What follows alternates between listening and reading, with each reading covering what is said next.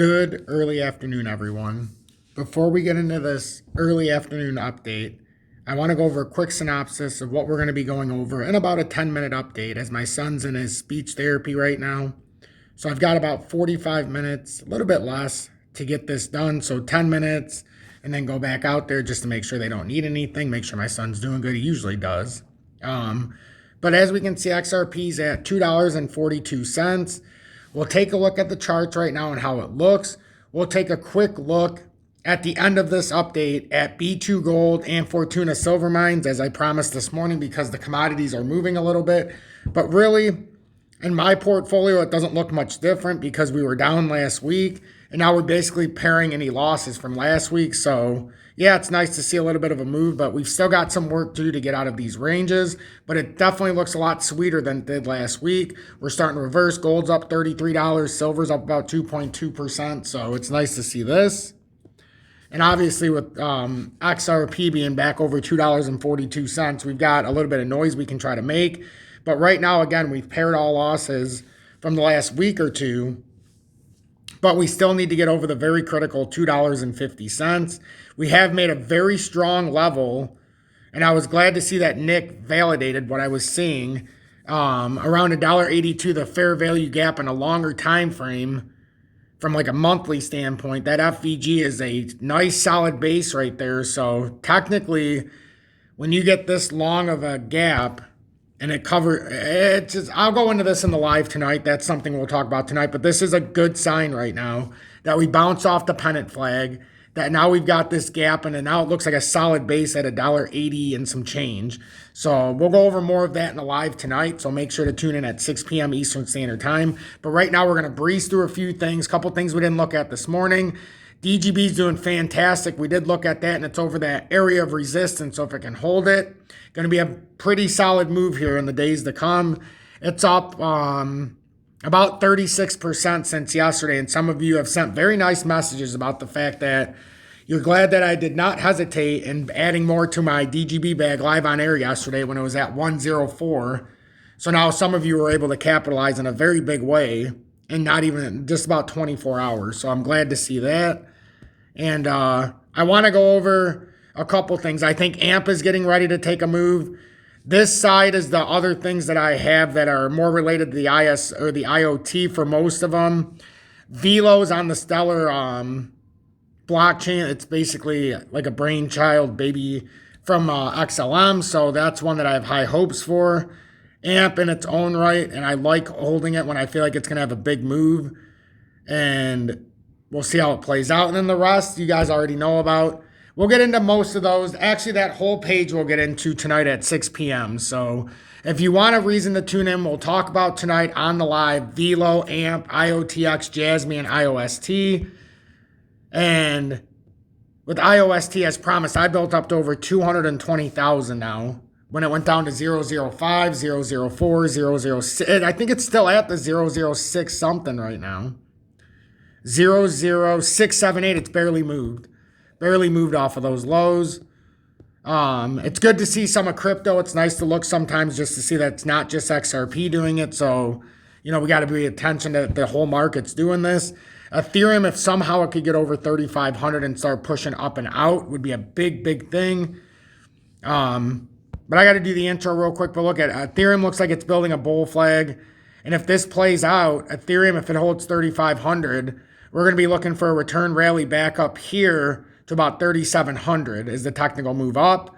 And then it might just be in the making right now, making a big inverse head and shoulders. And what I mean by that is, and I've seen this in a couple other things, that is fantastic to see.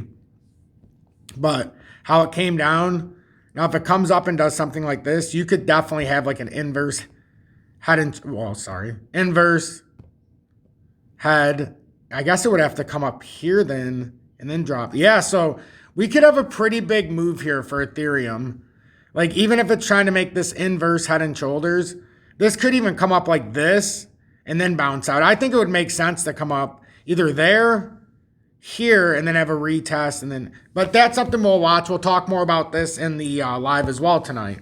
But it's just some nice things that are starting to shape out. Some things are starting to shape out in the short term that don't look so bad for us right now. It actually looks rather good. So good early afternoon, 12:31 p.m. Eastern Standard Time on this Thursday, January 2nd, 2025. I'm XRP Future Millionaire, and I reside in the great state of Michigan. So for XRP, nice inverse head and shoulders in the short term that just set up. This should bring us up to that $2.50 mark unless something goes catastrophic here and we get some sell pressure. But we definitely have some kind of inverse pattern that's set up here. It should play out of here. It should play out of here. Every indicator says that even if we're bearish, we should have came up to $2.50. Now, the caveat here is, which is very nice to see, this bull flag that formed out of here, let's just say you take it from the 20-day. This brings us securely over, and what we're looking for here is a shot out of this range. Doesn't have to be a big shot, but what we're looking for is some fortitude here, a little bit of testicular fortitude on the way out. Maybe it has to do that to garner it, but if it comes up here to come back down, this could be how you tap 250 as a support. We're desperately trying to make that a support, not a resistance tap. Remember, in a pennant flag, here, let me go into the other chart so it's not as confusing.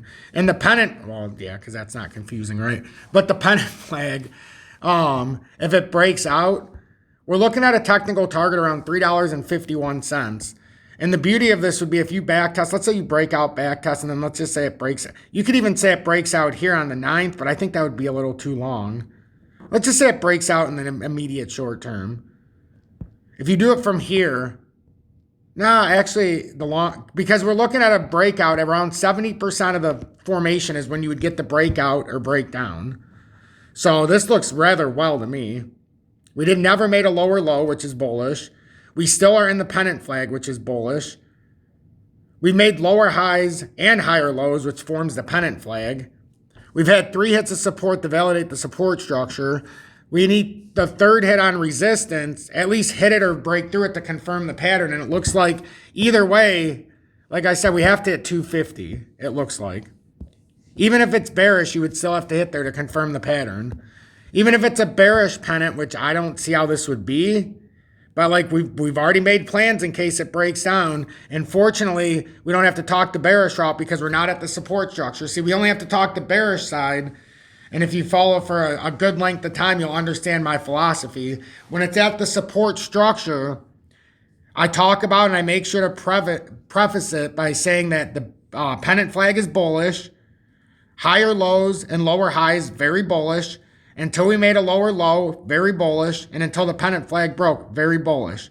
But if it did break down, we talked about the numbers. First level would have been around $1.52 because that was a fair value gap. That's now been superseded by the $1.80 plus range with a longer term fair value gap that should hold support. So I dare say, because of how it closed in the yearly, I'm just saying the yearly FVG, and Nick will help me in this later on today because he knows exactly what I'm talking about. Somewhere around there. So that means you have a long layer of support right there, even if something happened. Now, we don't have to talk the bearish side right now because now we got to talk what happens if it breaks bullish. Now we got to make plans for a bullish push. These are the better feelings. Yes, a lot of money can be made on a dump because we could buy more and then sell it out when it goes higher, even if you just want to make a swing trade. But because we're so heavily invested, a breakout here of $2.50, this little short-term bull flag technically should bring us to about $2.74. So, or not maybe 264, I mean. So, are we going to get rejected here or can we push out? Because we do have a cup formed. Actually, 272 might be it because there is a cup, but there's also one at 260. So, either way, if we could power through and then back test, super bullish. But just watch, because that's going to be a resistance tap unless it can break through. So, but make plans for if it breaks out. What are you going to do? Are you going to sell? Are you looking to hold? Do you have a target? Do you know what you want to do? I know where my target's at, $5.49. Whether or not it plays true or not, I don't know. But I feel a lot better today than I did a week ago. So real quick, B2 gold up 5.1%. We got back into B2 gold at an average of about $2.44, $2.46. We were down after it made the pull down. When it got to 240, we were down just a tad. But we're getting paid a 6.2% dividend. So that's the caveat here. Topping reversal brought the pattern down to reset, and that's exactly what it did. If it would have broke this uptrend, then we would have had to worry about $1.94, but were we really worried? Not really, because if it goes down there, you can supersede it. I misspoke earlier. I don't know why I said I had 4,000. I have 3,200 token or shares of B2 Gold. I would have had more, but when I rebought this time, I forgot. I switched some into Fortuna Silver Mines. Not all of it's in B2 Gold. That's why I was thinking I had more B2 Gold than I did. I looked, I'm like, 3,200. Where the hell is the rest of it? And then I'm like, oh yeah, Fortuna Silver Mines. So if this breaks out and this is a W, first resistance here is 272, and then we should be retesting the top of the structure here pretty quickly. Around $2.94. And this is actually not right. This is supposed to be, well, I mean, we can use it now. I need to update it because it gave us more evidence. Because you always want to use the evidence in front of you. So now we've got that uptrend stayed intact. No lower lows. No lower lows at all. So this is good. So this was a bullish consolidation, assuming that it can get out of this descending formation. Descending triangles are very bullish. It just had a fake out to the top side. No, not a fake out. Well, a fake out. Definitely faked out. And then it came back within the pattern, which is common when it prematurely breaks out. But technically, if you actually put it here, yeah, it definitely prematurely broke out. But it was just it was a peak over. So now got a little more strength, created that nice pattern consolidation. Now we've got a little bit of work to do, but that's where we should be coming. We should be coming into this area at some point, 291. So feeling pretty good about that. The fact that it reversed Fortuna Silver Mines, it's a guessing game where the best spot to buy it is. We got to get back over this breakdown resistance point. But as you know, around my birthday, a little bit after, when we started dumping out, that's where we had to make some tough decisions. I could see this coming back through my buy-in and coming down to 357 possibly, but we'll see. We'll see if it gets a rejection here, if it returns favor. I like what I'm seeing, though. I can't lie. Because when I drag this out and I don't look at it this way, yes, this could be considered a resistance hit, but if I just do a little more due diligence here, and let's just say, just get rid of some of these resistance areas just so it's easier to see. Get rid of this. Get rid of this. Get rid of the circle. Because we're in a much wider pattern, as you can see. So technically, let's get rid of this. Technically, let's just draw what it gave us. Just draw what it gave us because we're inside of a much wider pattern, as you can see. We're just working through. I could see it being something like this. I could see it being something like that. See, we're still within this, no matter how you look at it. Even if you wanted to look at it like this, we're behind it. But if you look at it like this and fulfill what it's given us, see, that's why it's tough. Or do you go like this? Yeah, you probably go like this. Yep, right here. That's the money shot. That's how you would do it. So that's what we're set up in. So it's either a right shoulder that was going to come down, but now that it's dragged down some, it gives you a little more hope that bottoming, W reversal, maybe it's bouncing out. Now maybe it comes up and hits this resistance at 590. But first, we would have to come back through and break that $5 resistance. This makes perfect sense why I bought it when I did at 437. No, it was either 437 or 442. I'll just say 442. That sounds like it's less. So yeah, so that's what we're looking at. We'll look into gold and silver more in tonight's live, but I got to go. This is overrunning. I'm XRP Future Millionaire. Thank you all so very much. Really appreciate all of you. Positivity over negativity. And we'll talk more in this live this evening. Bless all of you. And pay attention to the US dollar. Things going ballistic, as we've talked about. And it's come through zone 1 to zone 2. I wouldn't be surprised because I drew this out like this. If it came all the way up and tapped, that might be a little high at 125, but I would not be surprised if it came to 118. Definitely thinking it's going to come to at least 111. But I would not be surprised if it comes up to that rising channel one more time. Because eventually this is going to go down and it's going to come down to where I circled, but it's going to need some weight to get down there. So this might be the very way. Have a blessed day.